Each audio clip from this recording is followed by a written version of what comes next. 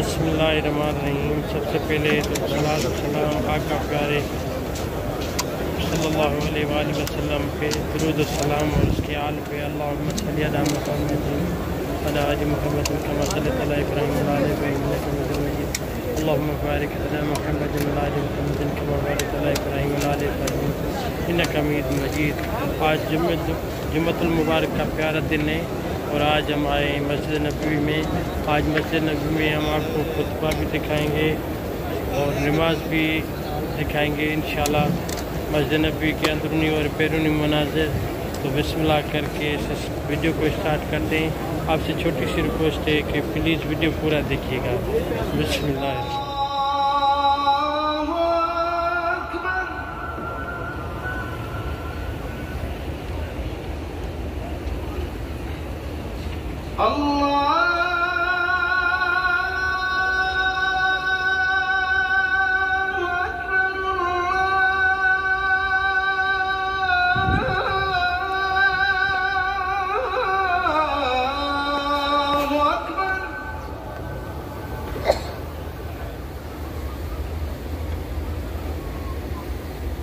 أشهد أن لا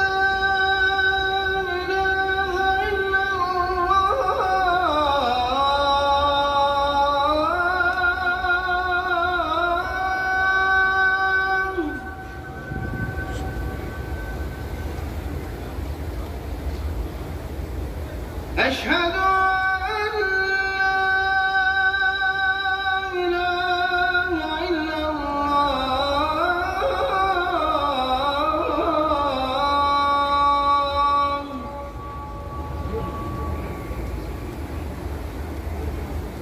أشهد أشهد أن محمدًا رسول الله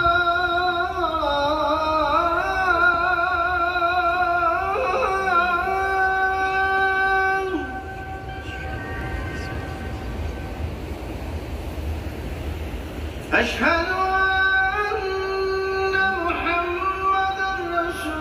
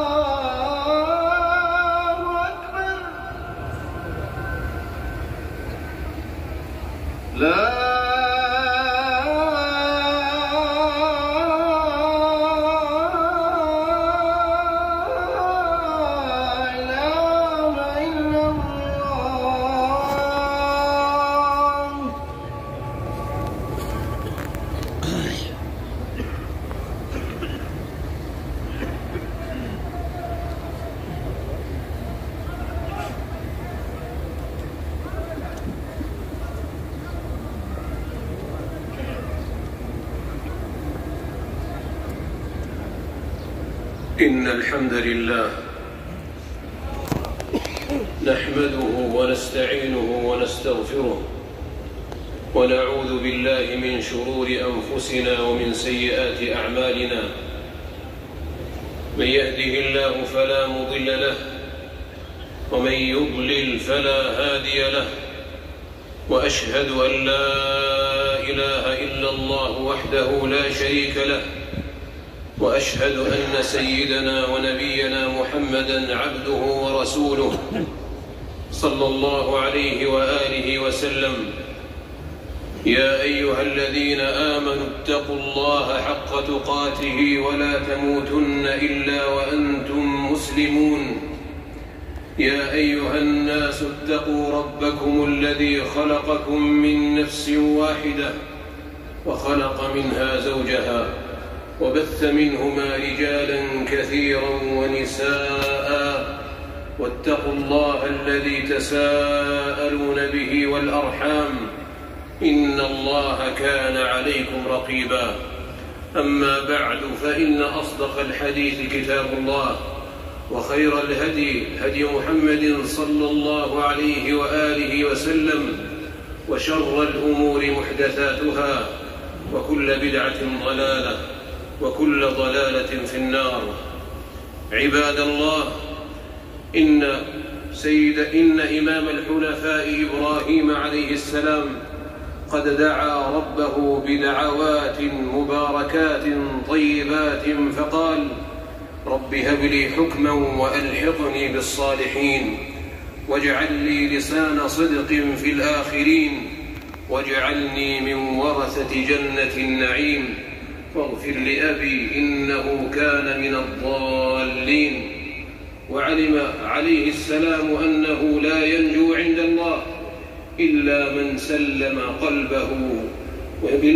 سلم قلبه من الشهوات والشبهات لله رب العالمين، فقال: ولا تخزني يوم يبعثون يوم لا ينفع مال ولا بنون إلا من أتى الله بقلب سليم.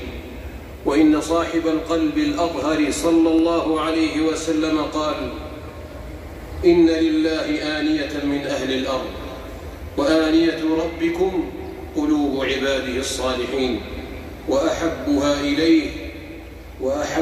إليه ألينها وأرقها. فالأبرار عباد الله تغلي قلوبهم بأعمال البر، والفجار تغلي قلوبهم بأعمال الفجور. والله يرى همومكم فانظروا همومكم، فإنما عمل المرء تبع لهم قلبه.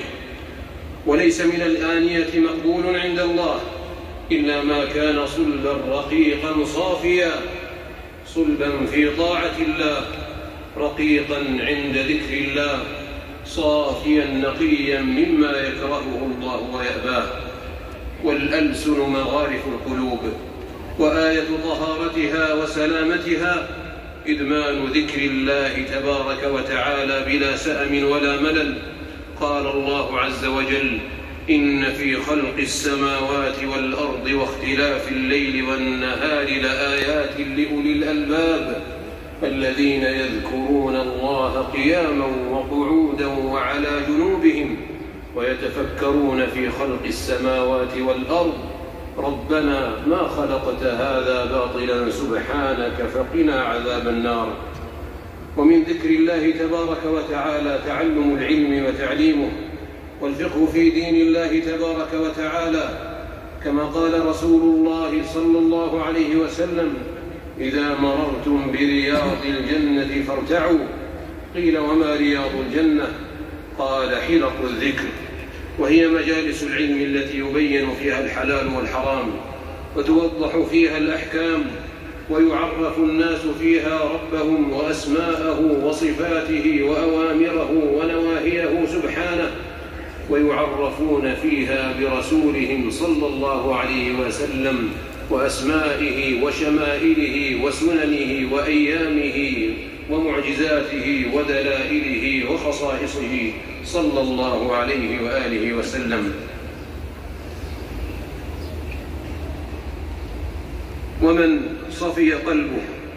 ومن صفي وحي قلبه يألم لفوات ورده من صلاة أو تلاوة أو ذكر أشد من ألم فوات المال صاحبه. ومن رزق اليقظة شح بالأوقات وحاسب نفسه على الأنفاس محاسبة الغريم، فقوم أعماله وأقواله وجاهد في إصلاحها لوجه الله تعالى.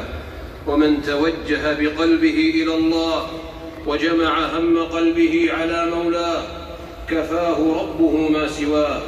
قال رسول الله صلى الله عليه وسلم: من كانت الآخرة همه جعل الله غناه في قلبه وجمع له شمله وأتته الدنيا وهي راغمة. ومن كانت الدنيا همه جعل الله فقره بين عينيه وفرق عليه شمله ولم يأته من الدنيا إلا ما قدر له.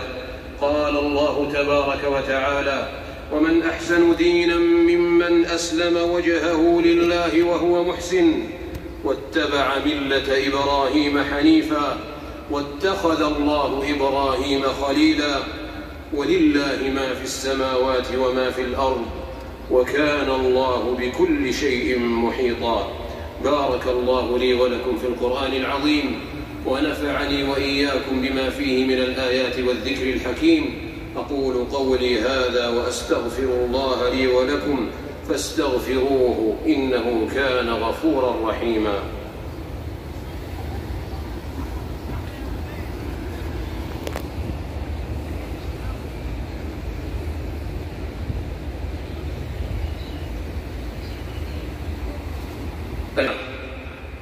حمدا كثيرا طيبا مباركا فيه كما يحب ربنا ويرضى، وصلاة وسلاما على خير خلق الله محمد بن عبد الله وعلى آله وصحبه ومن والاه. اللهم صل وسلم وزد وبارك على عبدك ورسولك نبينا محمد. أيها المؤمنون، لا يرجون أحدكم إلا ربه ولا يخافن إلا ذنبه ولا يغفر ذنب العبد حتى يصلح عمله ولا يصلح عمله حتى يسدد قوله ولا تسدد الأفواه إلا بتقوى الله. يا أيها الذين آمنوا اتقوا الله وقولوا قولا سديدا يصلح لكم أعمالكم ويغفر لكم ذنوبكم ومن يطع الله ورسوله فقد فاز فوزا عظيما. قال رسول الله صلى الله عليه وآله وسلم: لا يستقيم إيمان عبد حتى يستقيم قلبه ولا يستقيم قلبه حتى يستقيم لسانه ولا يدخل رجل الجنة لا يأمن جاره بوائقه. وأخبرنا الصادق المصدوق صلى الله عليه وسلم أنه إذا أصبح ابن آدم فإن الأعضاء تكفر اللسان فتقول: اتق الله فينا فإنما نحن بك، فإن استقمت استقمنا وإن اعوججت اعوججنا. قال الله عز وجل: إن الذين قالوا ربنا الله ثم استقاموا تتنزل عليهم الملائكة ألا تخافوا ولا تحزنوا وأبشروا بالجنة التي كنتم توعدون، نحن أولياؤكم في الحياة الدنيا وفي الآخرة ولكم فيها ما تشتهي أنفسكم ولكم فيها ما تدعون، نزلا من غفور رحيم. ومن أحسن قولا ممن دعا إلى الله وعمل صالحا وقال إنني من المسلمين. واعلموا عباد الله أنه